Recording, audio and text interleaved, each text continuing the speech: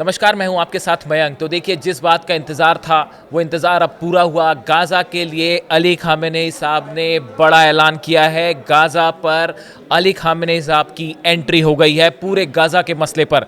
देखिए, गाज़ा के लिए अगर हम कहें कि आखिरी जंग शुरू हो गई है तो ये बिल्कुल गलत नहीं होगा।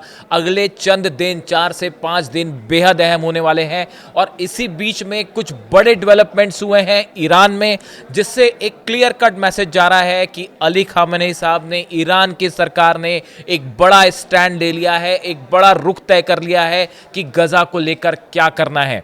देखिए, मैं आपको डिटेल में बताऊं कि अली ख़ामेनेई साहब ने क्या संदेश दिया है गाज़ा के लिए। उससे पहले कुछ बड़े डेवलपमेंट हुए हैं। देखिए, एक तो अली ख़ामेनेई साहब की ईरान की कैबिनेट के मंत्री जो हैं उन सब से मुलाकात हुई है। राष्ट्रपति पेजिशकियान जो है उनसे मुलाकात हुई है, वो चाइना से वापस लौटे। उसके बाद बताया जाता है कि एक बड़ी बैठक हुई है ईरान में गाज़ा को लेकर। इस बैठक में चर्चा का मुद्दा ये था, जैसा सोर्सेज बता रहे हैं, कि गाज़ा को लेकर अब ईरान का अगला कदम क्या होगा। देखिए, नेतन्याहू की तरफ से, नेतन्याहू कैबिनेट की तरफ से ये तय हो चुका है कि 60,000 से ज़्यादा फोर्सेस गाज़ा सिटी में एंटर करने के लिए तैयार हैं। आपने देखा पिछले 2 दिन से जिस तरह से बम्बार्डमेंट हो रहे हैं गाज़ा सिटी में, हाई राइज बिल्डिंगें गिराई जा रही हैं। उसके बाद ये माना जा रहा है कि अब गाज़ा में आखिरी जंग तय है। इसी बीच डोनाल्ड ट्रंप का एक बड़ा बयान आया। उन्होंने हमास को वार्निंग दी कि हमास या तो सरेंडर करे या फिर जो है वो उसे हटा खत्म कर दिया जाएगा।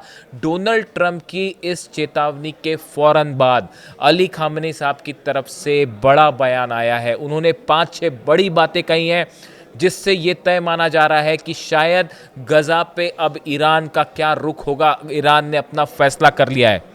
देखिए, ख़ामेनेई साहब की तरफ से सोशल मीडिया एक्स पर जो बात कही गई, उन्होंने ये कहा, पहला बड़ा ऐलान किया इजराइल को लेकर कि इजराइल के साथ सभी देशों को अपने व्यापारिक और राजनीतिक रिश्ते खत्म कर देना चाहिए और जो विनाशकारी अपराध कर रहा है इजराइल, उसे रोकना होगा। पहला बड़ा ऐलान ईरान की तरफ से, अली ख़ामेनेई साहब की तरफ से, कि इजराइल के साथ किसी भी तरह का ट्रेड मत करिए, किसी भी तरह के पॉलिटिकल रिलेशंस नहीं रखने हैं। ये उनकी तरफ से पहली बात कही गई। Islamic and non Islamic countries that oppose Zionist regime crimes, especially Islamic countries, must completely sever their commercial ties and even cut off political relations as well। जो हमने बताया कि किसी भी तरह का संबंध मत रखिए इजराइल की तरफ से। उन्होंने सोशल मीडिया प्लेटफॉर्म पर पोस्ट में कहा कि मौजूदा हालात में इजराइल के साथ किसी भी तरह का सहयोग नहीं होना चाहिए। ये उन्होंने दूसरी बात कही कि किसी भी तरह से इजराइल के साथ कोई सहयोग और समझौता नहीं हो सकता। अली ख़ामेनेई साहब ने कहा कि मुस्लिम दुनिया को एकजुट और मजबूत रुख अपनाना चाहिए और कूटनीतिक और आर्थिक तरीकों से इजराइल पर दबाव डालना चाहिए। उन्होंने जितने मुस्लिम कंट्रीज़ हैं, एक बार फिर उनसे कहा, उनसे अपील की कि इजराइल के साथ जितने कमर्शियल टाइज़ हैं, व्यापारिक ट्रेड है, इस सब को ख़त्म कर दिए, पॉलिटिकल जो रिश्ते हैं इसको ख़त्म कर दिए।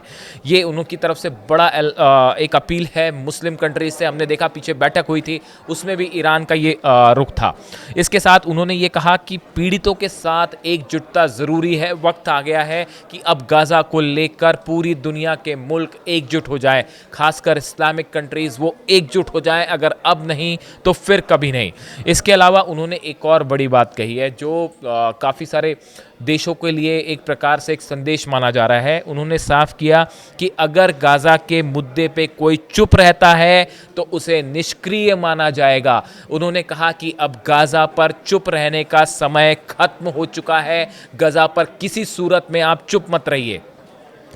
उसके बाद उन्होंने कहा, इजराइल बड़े अपराध और हैरान कर देने वाली तबाही को बिना शर्म अंजाम दे रहा है। भले ये अपराध अमेरिका जैसे ताकतवर देश के समर्थन से हो रहे हो, लेकिन इसका मुकाबला करने का रास्ता बंद नहीं हुआ है। ये जो आखिरी संदेश है, ये माना जा रहा है कि क्या ईरान अब ये फैसला कर चुका है कि अगर गाज़ा में एंटर करती हैं नेतन्याहू की फोर्सेस, गाज़ा सिटी में 60,000 से ज़्यादा सैनिक अंदर घुसने की कोशिश करते हैं या ऑल आउट वॉर शुरू हो जाता है, ऑल आउट हमला, फाइनल हमला शुरू होता है, तो क्या ईरान की तरफ से इजराइल पर मिसाइल अटैक हो सकता है।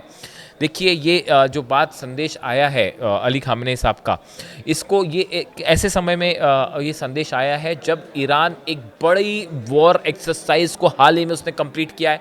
बताया जा रहा है ईरान पूरी तरह से जंग को तैयार है, एयर डिफेंस सिस्टम मजबूत हो चुका है, फाइटर जेट्स आ चुके हैं, मिसाइल्स रेडी हैं, नई मिसाइल्स का परीक्षण हो चुका है। ये 12 दिन की जंग के बाद जितनी तैयारी इजराइल ने की है उससे कई गुना ज़्यादा तैयारी ईरान ने की है, ऐसा बड़े सारे वॉर एक्सपर्ट्स बता रहे हैं। बताया ये भी जाता है कि जो लॉन्च पैड्स हैं उनकी संख्या तेजी से बढ़ा दी गई है और उन लॉन्च पैड्स में ईरान ने अपनी missiles ready to attack mode में रखी हैं। ईरान की तरफ से पहले भी ये कहा गया है कि हमारा इजराइल के साथ किसी तरह का कोई सीज़ फायर नहीं है, कोई लिखित रूप से सीज़ फायर नहीं है और ये सीज़ फायर कभी भी खत्म हो सकता है। अब्बास अराक्ची साहब के जो विदेश मंत्री हैं उनकी तरफ से भी ये बात सामने आई थी जब इस्लामिक कंट्रीज़ की बैठक थी, उसमें भी उन्होंने ये बात कही थी कि एकजुट होने की ज़रूरत है और गाज़ा पे अगर अब फैसला नहीं लिया तो शायद कभी फैसला नहीं हो पाएगा। इन हालात में बड़े सारे सुरक्षा एक्सपर्ट्स ये मान के चल रहे हैं कि अगले 3 से 4 दिन के बीच में अगर नेतन्याहू की फोर्सेस, इजराइल की फोर्सेस गाज़ा में ऑल आउट कब्जे के लिए आगे बढ़ती हैं तो आप देखें मिडिल ईस्ट में कुछ बड़ा फिर से हो सकता है और ये पूरा मामला एक बार फिर जंग की तरफ आगे बढ़ सकता है।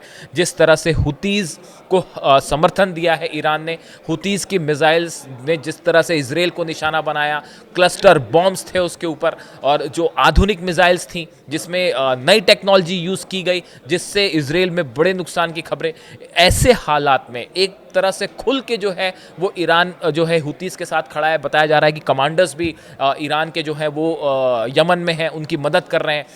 इस सिचुएशन में अब गाज़ा में किसी तरह का ऑल आउट वॉर क्या एक बार फिर 12 दिन की जो जंग हुई थी वैसे ही हालात की तरफ आगे बढ़ रहा है? नेतन्याहू ने बयान दिया है, एक बार फिर इजराइल के प्रधानमंत्री की तरफ से बयान आया है, अगर मुझे अपने दुश्मनों पर जीत और हमारे खिलाफ प्रोपेगेंडा के बीच किसी एक को चुनना पड़ेगा तो मैं अपने दुश्मनों पर जीत को चुनूंगा।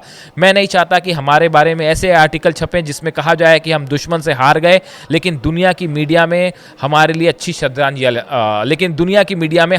श्रद्धांजलियाँ छपें। इस तरह की बात उन्होंने कही है, यानी कि एक तरफ नेतन्याहू अपने एजेंडा को लेकर अड़े हुए हैं और दूसरी तरफ अब इस पूरे मामले को लेकर जिस तरह से खामेनी साहब का बयान आया है वो भी डोनाल्ड ट्रंप के बयान के ठीक बाद।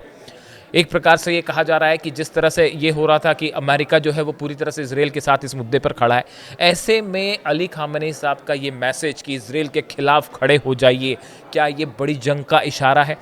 इसी के साथ ही देखिए खबरें जो अली खामेनी साहब ने अपील की कि इजराइल के साथ संबंध तोड़िए। स्पेन ने बड़ा फैसला लिया है और इजराइल को लेकर जो है जिस तरह का व्यापार था उसको रोक दिया है। ये अपने आप में एक बड़ा डेवलपमेंट है। कई सारी कंट्रीज़ जो है वो इजराइल के एक्शन के खिलाफ हैं जो गज़ा में होने जा रहा है। इस सूरत में अब सबकी नज़रें हैं अगले 72 घंटे में क्या नेतन्याहू की तरफ से कोई बड़ा कदम होता है और उसका जवाब क्या ईरान मिसाइल से देगा। इससे जुड़ा जो भी अपडेट होगा हम आप तक पहुंचाएंगे। फिलहाल गज़ा में हालत बहुत ज़्यादा टेंस्ड है और मिडिल ईस्ट एक बार फिर जंग के मुहाने पर खड़ा हुआ है। Thank you so much.